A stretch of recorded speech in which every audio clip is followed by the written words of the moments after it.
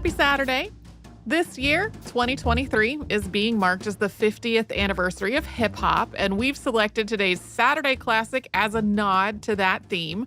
One of hip-hop's many precursors is jazz, and a key figure in the development of jazz was New Orleans musician Buddy Bolden, whose career as a musician was brief, but just incredibly influential and groundbreaking.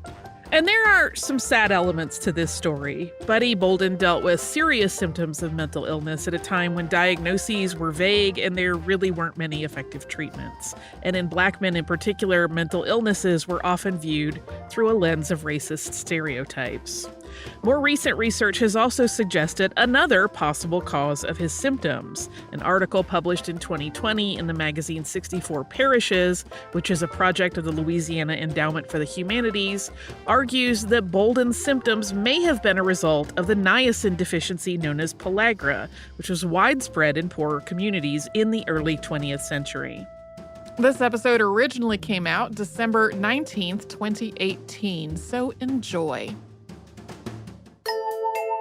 Welcome to Stuff You Missed in History Class, a production of iHeartRadio.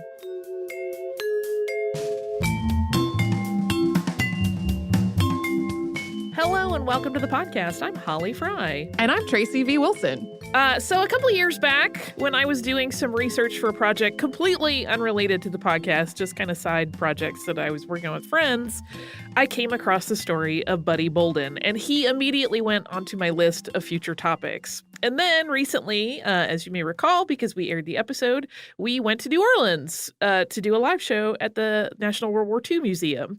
And while we were there, we timed it so that we kind of made a little bit of vacation out of it. And one of my best friends was there with me. Two of my best friends were actually there with me, but this one in particular, it was her birthday weekend. And she absolutely loves music and loves jazz. And she wanted to hit all of the jazz spots that she could while we were there.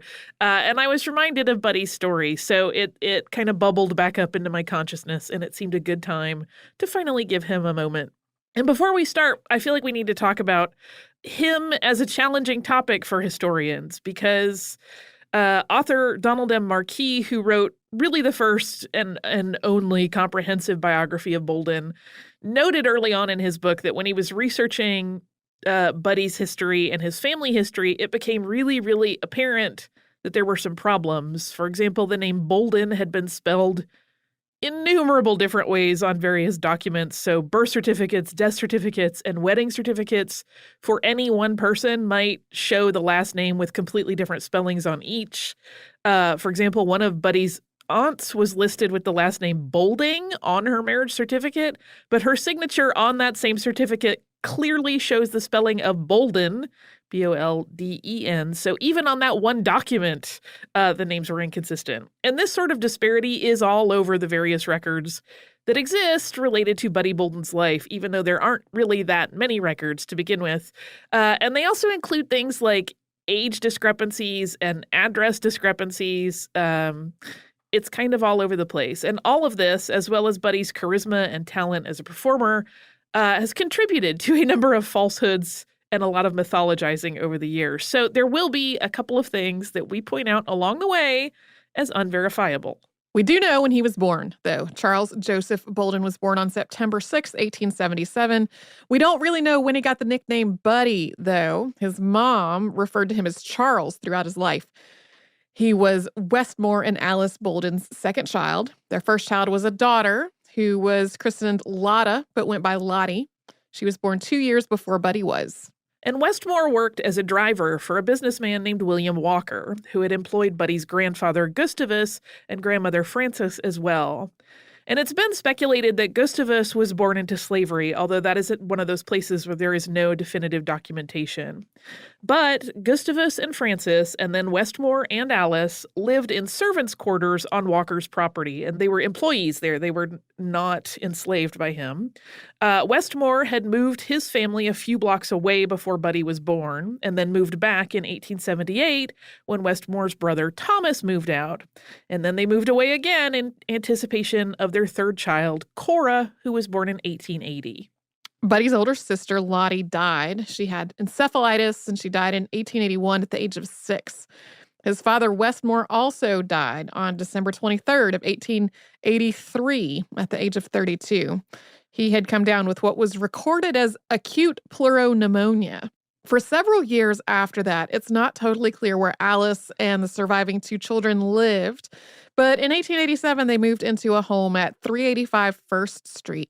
Buddy was 10 at the time, and if you're familiar with New Orleans, that's on what's the 2300 block of First Street today. In the 1880s, the neighborhood had a pretty diverse mix of people, but the residents mostly were Irish and German.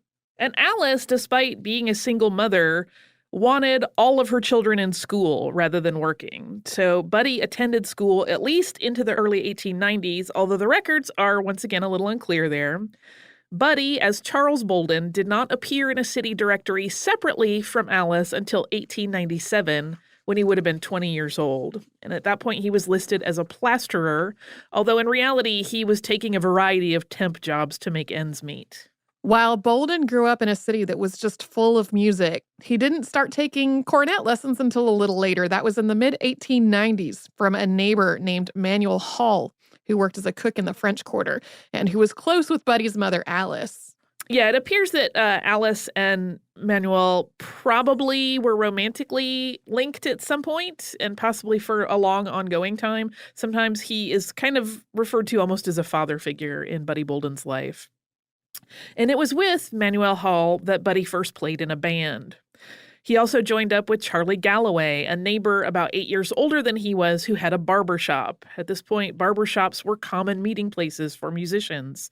So much so that part of the Buddy Bolden mythology that has been repeated over the years spread the false information that he was a barber, because surely he was spending all his time in barber shops. He was not a barber. That is just a location where people met. There was kind of an ongoing shuffling going on at the time in the bands that Buddy was part of. Some of them formed really loosely just to play for a particular party or dance, and then others went through ongoing reorganization as the members disagreed on the sound or the style or just moved on to other groups. Yeah, I feel like if anybody ever played in non-orchestra type bands in high school, they know this dance all too well of bands falling apart and reforming and other people meeting up and playing in a band for a night or two. But Buddy and Galloway started playing together not long after Buddy had picked up the cornet. It is believed that Buddy made appearances with Galloway's band as early as 1894. So that was the year that he first started taking lessons. And as Buddy began performing around the city, he got really good really fast, and he garnered a following for himself. He always had a bevy of young women who were happy to hang around near the bandstand and hold his things. And Buddy definitely enjoyed this attention, and he was romantically linked to a number of ladies in the second half of the 1890s. And one woman, Hattie Oliver, who was older than Buddy, kept regular company with the musician. In 1897, Hattie and Buddy had a child, Charles Joseph Bolden Jr. This wasn't the beginning of a family scenario, though. Buddy and Hattie weren't married, and while he did try to financially support them for a while, it didn't really last.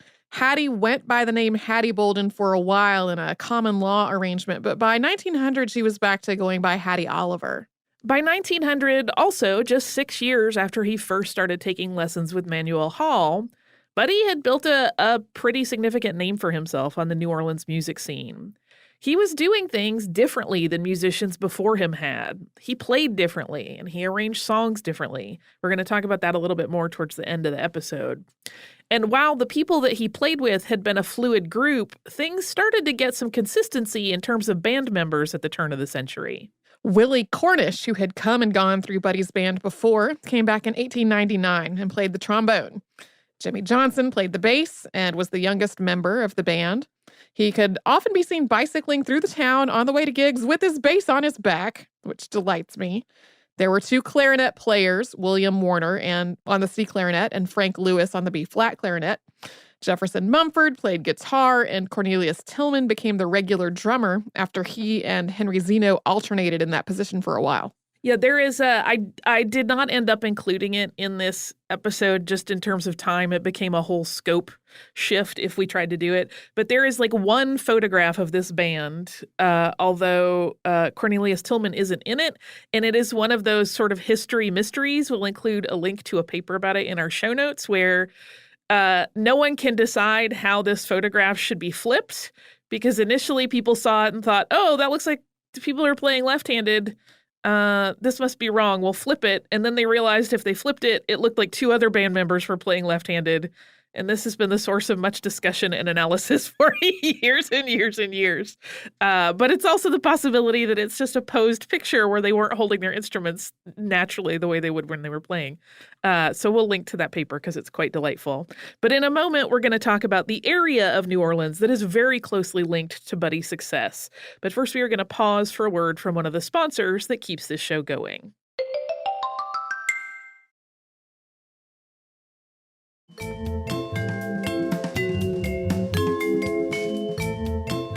Buddy Bolden's story goes hand in hand with another story of New Orleans at the time, and that is the red light or vice district known as Storyville. And the city had several such districts going back to the 1850s, but Storyville, which formed in 1897, was the last and the smallest of them. In the so-called busy season, which was tied to the horse racing calendar, as many as 3,000 sex workers were working in Storyville's brothels, which were defined by a city ordinance put forth by Alderman Sidney Story that made it illegal for vice businesses to operate outside the limits of certain blocks. It's kind of an interesting thing because it doesn't say, if you're in this space, you can be doing these things. It just says, if you're outside this space, you can't be doing these things, which is a weird way to word something like that. At one point near the end of the district's existence, an officer of the Secretary of War's Commission of Training Camp Activities called Storyville a Gibraltar of commercialized vice, 24 blocks given over to human degradation and lust. But despite the focus on the seedier lures of Storyville, it was actually alcohol sales that turned over some of the highest profits in the district. We actually have an episode in the archive about Storyville, and Buddy Bolden gets a mention in it if folks want to track that down in the archive. Bolden and his band played all over New Orleans, just to be clear, but his name was closely tied to Storyville, and it was a really rowdy area. There was a unique kind of symbiosis between the red light district and the music scene. The enticements of the neighborhood brought people in, and musicians like Bolden, playing in places like the Oddfellows and Masonic Hall, gained a following and then drew more people into the district. Yeah, kind of each of the various industries going on there kept feeding the others. And one of the most famous spots for Bolden to play was the Union Sons Hall, which had been established in 1866 by a group of free persons of color, and it was part of Black Storyville, since a lot of the Vice District would not accept Black patrons. And the Union Sons Hall also went by other nicknames, including Kenna's Hall, named, I believe, for a musician that predated Buddy Bolden, and Funky Butt Hall, which was tied very closely to Bolden. He had a song with those words in the lyrics, or in the name, and sometimes the Saturday night dances that were going on at Union Sons would drag into the morning hours, so much so that they had to be cut off so that the hall could be rearranged quickly and used for Sunday morning church services. What's interesting is that even while Buddy was experimenting and improvising new ways to play old standards, making the brass more prominent and changing up the rhythms, there are also accounts of his band playing places like the Blue Ribbon Social Club, which was an organization for teenage girls, and being perfect gentlemen, both in their personal behavior and in the performances. They played appropriate dance music like waltzes and quadrilles and nothing jazzy at all. Yeah, there's a cute quote from somebody that I read where they're describing it. And I think they say, none of that jazzy stuff. And I don't know why that charmed me. In 1902, Buddy started seeing a woman named Nora Bass, who he took to church for dates initially. And the two moved in together that same year at 2719 Phillip Street. And they started living as a married couple, even though they were not ever legally wed. This, basically a common law marriage, established sort of a double life for Buddy. Nora was not part of the music scene. She was not particularly interested in the culture of Storyville. But even away from the music scene, Buddy had this other duality going on because he split his nights between his old family home, staying with his mother Alice, and then the rest of the time staying with Nora. Buddy and Nora had a daughter named Bernadine in 1903. But Buddy's second effort at family life seems to have been a struggle, just like it was before with Hattie. In 1904, he was back to living with his mother full-time, at least according to a city directory, although she had at that point moved across First Street to another home. And Buddy's sister Cora, who had married in 1902 and that marriage did not work out, was also living back with their mother, Alice. But just as his work and his fame were reaching the highest heights of the New Orleans scene, things really started to crumble for him. In 1906, Buddy started to exhibit signs of mental illness. At this point, people called him king, and he keenly felt the pressure of being called the king. He knew that he had to keep coming up with new ideas to keep the audiences happy. Yeah, there are stories of audiences just chanting King Bolden over and over and over as they anticipated his arrival on a stage, which is one of those things that sounds like rock star amazing, but it also made him feel really, really stressed because he wanted to maintain that level.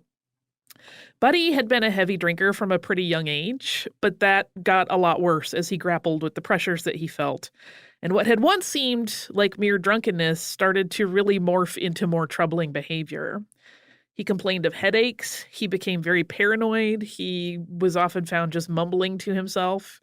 And the headaches got bad enough that they impeded his playing. It said that he would play the wrong notes, and then that would only make the situation worse because he would realize that all of this pressure was stuff that he could not meet if this headache was causing his playing to suffer. Nora was still in his life at this point, although they weren't really maintaining a full-time marriage. And she said at times that he seemed to be afraid of his own cornet. He had always kept it with him. And he worried that his position as the music scene's most prominent innovator would be overthrown by some other musician. In terms of his immediate livelihood, he started missing gigs and fighting with his band members. Yeah, he had initially responded to this pressure by just booking more and more gigs. Like he was just going to saturate the market. And then, of course, that's impossible. When you are stressed, the worst thing to do is make your schedule even more intense. So it kind of kept folding in on itself, this problem. And on Saturday, March 23rd of 1906, the police were called to the Bolden home.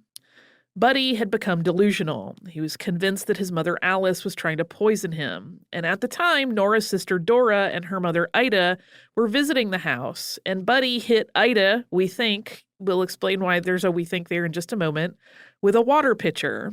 Because the women were afraid of more violent behavior, they had called the police. Buddy was arrested, and he was booked at the 12th Precinct station that night. His charge is simply listed as insane. The newspapers picked up the story, and this is the only press coverage that Buddy ever got in his lifetime. It ran as a brief news blurb in the New Orleans Item and the Daily Picayune. The two newspapers differ on one key detail, though. One item says that Buddy struck his mother. The Picayune says that it was his mother-in-law. Both agree that the wound was not serious, though. Later that year, most of Bolden's bandmates were no longer playing with him. It is unclear if they got frustrated with his behavior and walked out, or if he just got super angry and fired them. But those relationships were severed. A series of musicians cycled through his group on his gigs from that point on, including several that really had poor reputations on the music scene and were likely just taking advantage of this unstable situation for their own benefit. Stories from this time in Buddy's life all paint a picture of a man who was at times disoriented, referring in conversations to people no one seemed to know, shortchanging bandmates on their payouts, and clearly losing touch with reality. On September 3rd, 1906, Buddy, like every other musician in New Orleans, was booked to march in the Labor Day parade, but he walked off the parade route. There have been several different stories as to whether he was part of some kind of altercation or whether he just left and felt like he was unable to complete the route in the very hot and humid weather. But after that day, his mental state started declining really quickly. On Saturday night, September 8th, so just a few days later, his mother called the police again. His booking record at 4 a.m. Sunday morning once again lists insanity as the reason he was arrested. And then for reasons unknown, his given address, which his mother gave the police, was not his home, but a nearby vacant lot that was situated across the street from the home of his close friend, Louis Jones. There's been speculation that she and his friend Louis both felt like they didn't know what to do with him, and they were trying to maybe just get him out of their lives in sort of a passive way, but we don't know. Buddy was released after this arrest, but he never played his cornet again. The next several months were spent drinking and hanging around his mother's house, occasionally lapsing into angry and violent behavior. He was arrested for insanity again on March 13th, 1907. His mother, Alice, and sister Cora couldn't manage him anymore. And on April 4th, after almost a month in jail, he was examined by a doctor and committed to the Jackson Insane Asylum. His declaration of insanity review and paperwork to list him as judicially committed, though, weren't completed for another month. The cause of insanity was listed simply as alcohol, and he made the trip to Jackson on June 5th. His years in treatment are not entirely well documented. Some of those documents probably existed and have gone missing. But he was sort of treated in this weird catch-all category that Black men were frequently lumped into. The treatment was kind of along the lines of how they would treat manic depressives at the time. That is no longer a term that would be used, but it was basically like, we don't know. They seemed violent. We're going to kind of give them this non-individualized and kind of unspecific course of treatment. It's actually not until a 1925 examination record, so again, that is almost 20 years after he was committed to the asylum, that the diagnosis of dementia praecox paranoid type appears. That terminology is outdated now. It was used for a while interchangeably with the term schizophrenia, and then it was supplanted by the use of the word schizophrenia completely at one point. Initially, Alice and Cora Bolden visited Buddy in the asylum at fairly regular intervals. And at one point, they even thought that he might be well enough to return home, although his doctors cautioned against it. But over time, Buddy became less and less responsive, and eventually he didn't recognize his mother or sister, and the Boldens eventually stopped visiting. They would instead write letters to the hospital staff asking after Buddy's wellness, and they would receive reassuring, although not too reassuring, replies. These missives generally stated that Buddy was in good health, but that he showed no improvement in regards to his mental state. In 1927, Buddy's daughter Bernadine, who was 24 at the time and hadn't had contact with him since she was 4, wrote to the hospital from Evanston, Illinois, and she asked about her father's condition. Bernadine's mother, Nora, hadn't maintained a relationship with the Boldens, so she didn't really know what her father's status was until the hospital wrote her back and said that he was not improving. I feel like that's a whole story I would be very interested to hear. Like, at what point did she decide she wanted to reach out? And, like, how did she end up in Illinois? And we don't really have those pieces of the puzzle. There is one really bittersweet aspect of Bolden's time in the asylum. So in the 1920s, a music therapy program was started there by a Dr. E.M. Richards, who was himself a musician. And there was a jazz band that formed with some of the Black patients, although Buddy was not one of them. But on occasion, according to staff accounts, Buddy would just walk up to the bandstand and grab a trumpet or cornet, depending on what was there, and play. But almost no one realized that they were in the presence of a former bandstand king. Buddy's mother, Alice Bolden, died on August 11th, 1931. And when Cora wrote their usual letter to the asylum asking after her brother, she included this news in the letter. The hospital just responded to let her know that her brother was having heart trouble. Buddy died on November 4th, 1931 in Parker General Hospital, which was part of the same property as the asylum. His cause of death was cerebral arterial sclerosis. No death notice ran in the paper, and the city that had celebrated him as King Bolden at one time had no idea that he had died.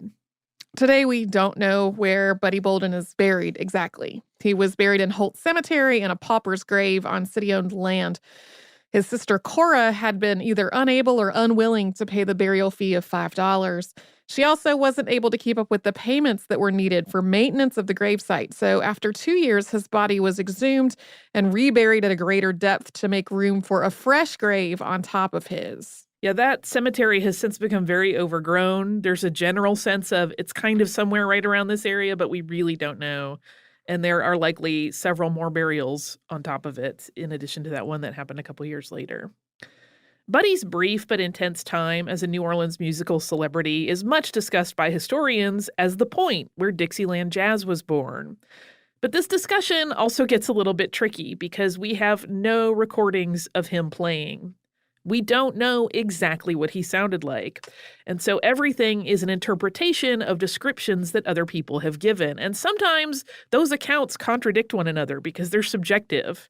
One thing that I noticed that was interesting reading some of those is like some people would be like, he had amazing tone. And other people would be like, he didn't have tone, but he had really good rhythm. And like there were just these literally completely contradicting accounts of what he sounded like. There has been speculation that Bolden and an early incarnation of his band made a cylinder recording sometime before 1898. But if they did this, that recording has been lost, and it has eluded historians' searches, of which there have been many. Because of the mythical nature of Buddy's work and the lack of documentation of it, there are ongoing disagreements about what did and didn't originate with him. If you've ever watched the Ken Burns jazz documentary series, Wynton Marsalis attributes what's called a Big Four beat, which is a syncopated pattern that accents the second fourth beat of a march, to Bolden. But that beat might have started any number of places, including after Buddy was no longer playing regularly, and it's unlikely a definitive origin point that anybody will ever be able to conclusively prove. Yeah, if you want to, read some online arguments, go and just search around the internet for like that footage and watch all of the comments be about, that's not true. Wynton Marsalis doesn't know what he's talking about. It's pretty interesting. But basically, really, again, it's that thing where he's mythological in nature at this point, and you could say things were things that he invented, and we don't know. But there's also, every possibility that he did do that. And even though Buddy hadn't started learning cornet until he was a teen, as we mentioned, which was late for a kid in New Orleans at the time, he had an incredible ear, and he could pick up a song just by hearing it and then kind of playing around with it on his cornet briefly to make sure he had it worked out. Whether he was able to read music is another hotly debated point. But he was a skilled improviser. Sometimes he would maybe forget a segment of a song while playing, and he could just fake his way through it. Or he would just fake his way through songs that he maybe just didn't really know all that well to begin with. That main biographer who's written about Bolden that I mentioned earlier, Donald M. Marquis, warns in his book that this skill, when people talk about it, should not be equated with the improvisational jazz of today. It was more of a way of embellishing a known melody and setting it to a different beat to create something new. He also wasn't just playing his own thing. He was playing all kinds of music, almost anywhere he could, to establish himself as a musician. Hot Music, the place where Bolden was really innovating, combined the brass band marches that were common in New Orleans with blues and ragtime. And this is where Dixieland jazz begins. But it's important to contextualize it as happening in the same dance halls where waltzes and quadrilles were also being played, and by musicians who could cover all of that territory. Yeah, sometimes I think if you read sort of a glossy blurb version of it, it sounds like he's only this rebel that's out playing his own versions of things. And really, he was accomplished at covering all of the bases that he might be required to. After Bolden's death, the ideas that he pioneered both in the sounds, songs, and arrangements, as well as the style of bands, continued to evolve in Louisiana and beyond. String bands and orchestras started to give way to smaller jazz ensembles like the ones that Buddy had put together, and New Orleans quickly established itself as the birthplace of Dixieland jazz, as well as a place where the music form evolved and took other shapes.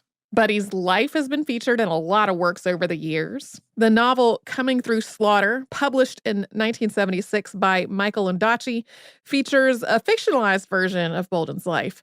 A biopic called Bolden, with an exclamation point, was filmed in 2015 and is still listed as in post-production on IMDb. There have also been theatrical productions where he's featured as a character, and he makes cameos in a number of pieces of fiction.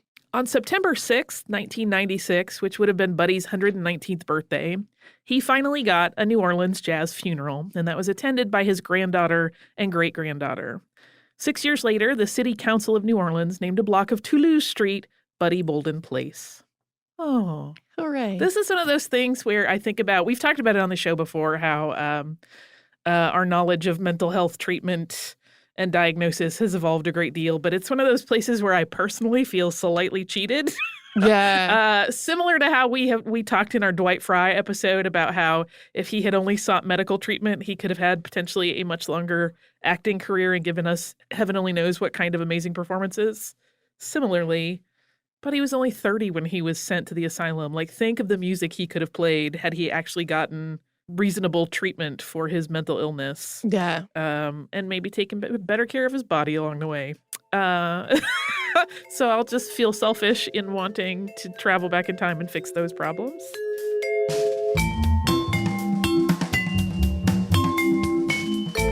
Thanks so much for joining us on this Saturday. Since this episode is out of the archive, if you heard an email address or a Facebook URL or something similar over the course of the show, that could be obsolete now. Our current email address is historypodcast@iheartradio.com. You can find us all over social media at Missed in History. And you can subscribe to our show on Apple Podcasts, Google Podcasts, the iHeartRadio app, and wherever else you listen to podcasts.